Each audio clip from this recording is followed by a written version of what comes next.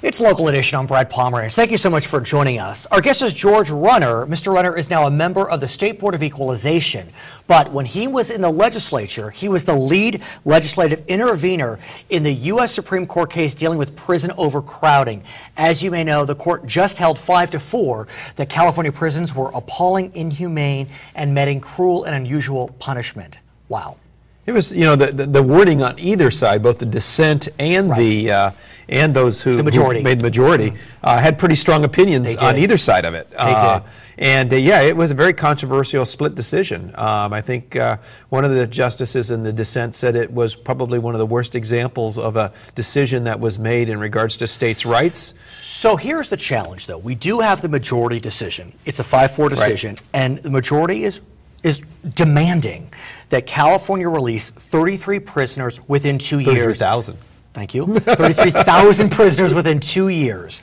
That's a lot. I mean, that's, you know, a significant percentage. It is. And, you know, I'd like to remind people, you know, California doesn't over-incarcerate. Right now we're about 18th in the nation in incarceration. This will drive us to about 35th.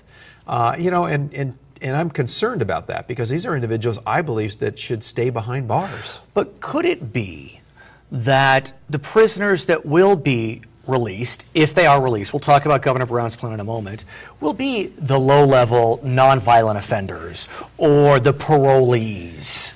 Well, parolees are already released, but I mean, here's the meaning the parolees that have cycled back in. Well, maybe, but the problem is when you go to state prison, you're a pretty hardcore criminal.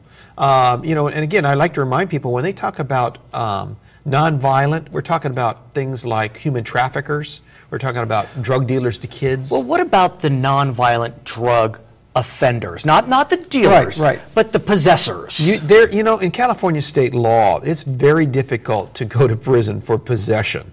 In fact, we have even for cocaine or crack. If it's small amount, we send you off to a rehab program. That's what happens in your court. You know that's what our laws did. Do we have? I mean, I had thought, and correct me if I'm wrong, that our rehab programs are just being slashed. We don't have the funding for it, and especially for those in prison. I mean, you look, our recidivism. We have mandatory diversion for drug programs. So our program isn't the fact that they go to prison because there's no place to divert them. Our bigger problem right now is when we divert them, there's not meaningful programs for them to go into. And so no, I think so the issue of small possessions, people don't go to prison for that. But let's talk generally, because California in a lot of ways seems a bit schizophrenic as it relates to what they want. We want.